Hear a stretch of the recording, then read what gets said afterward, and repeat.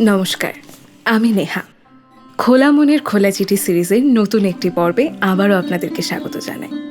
আমি জানি আজকের গলাটা একটু অন্যরকম শোনাতে পারে, তার কারণ সত্যি বলতে কিছুদিন ধরে গলাটা একেবারেই ভালো যাচ্ছে না। আশা রাখবো সবাই একটু মানিয়ে গুছিয়ে নেবে। তো যাই হোক, বেশি কথা বাড়াবো না, সরাসরি চিঠির দিকে চলে যাই। আজকের চিঠিটি আমাকে পাঠিয়েছে দিগন্ত। এটা আমার কাছে আসা প্রথম চিঠি যেটা একজন ছেলে তার মাকে লিখেছে।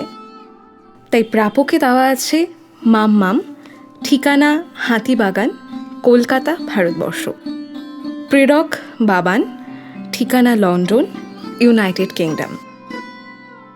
আশা করা যায় ছেলে বোধহয় জমিয়ে মায়ের সাথে গল্প করে নিয়েছে চিঠিতে। দেখা যাক কি লিখেছে সে।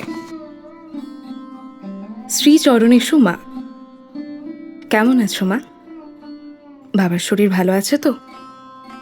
আর তোমার বাতের ব্যথাটা কেমন আছে? আশা করছি তোমরা সবাই খুব ভালো আছো। আমার ফোনটা খারাপ হয়ে গেছে, তাই অনেকদিন না তোমাদের কোনো খবর নিতে পারিনি জানো। সেই জন্যই আজকে চিঠি লিখতে বসেছি। কিন্তু দুঃখের সাথে জানাচ্ছি যে এই বছরও আমি আর বাড়ি যেতে পারবো না। আর লন্ডনেও আমার মেয়াদ শেষ হয়ে আসছে।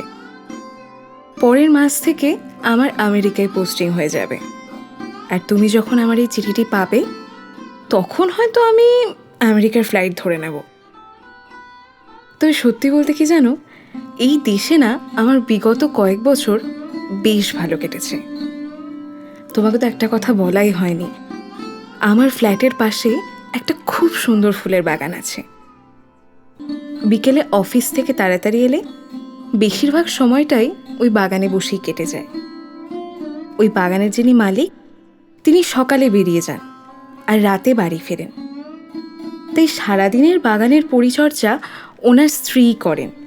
ওনার নাম মেরি। ওনাদের একটা খুব সুন্দর ফুটফুটে মেয়ে আছে যার নাম ডায়ানা। তবে ঈশ্বরের কি নিষ্ঠুর পরিহাস, মেয়েটি বলতে এবং শুনতে কোনোটাই পারে না। কিন্তু এই কয়েক বছরে এই বাগান সূত্রে আমার আর ডায়ানার খুব ভালো বন্ধুত্ব হয়ে গেছে। বেশিরভাগ দিন ও যখন স্কুল থেকে ফিরে এসে এই বাগানটাতে এসে অপেক্ষা করতো আমার জন্য। আমি গেলে ওর খুনসুটি আর খেলাধুলা সবটার সঙ্গে কেমন আমিই হয়ে যেতাম। আমি আর ডায়না ওর মা মেরির কাছে এই কারণে অনেক বকা খেয়েছি। মাঝে না আমার একবার খুব জ্বর হয়েছিল, তাই অনেক দিন ওই ফ্ল্যাটের যে বাগানটা আছে সেদিকে আমি যেতে পারিনি। তাই ওর মা আর ডায়ানা দুজনেই আমার ফ্ল্যাটে এসেছিল। ওরা তখন খুব যত্ন করে আমায়। জানি না কি করে না এই কদিনেই ওরা বড্ড নিজের হয়ে গেছে আমার। আর ডায়নাকে ওর মা বাবা যখন আমার সাথে দেখে কেন জানি না একটু বেশি শান্তি বোধ করে।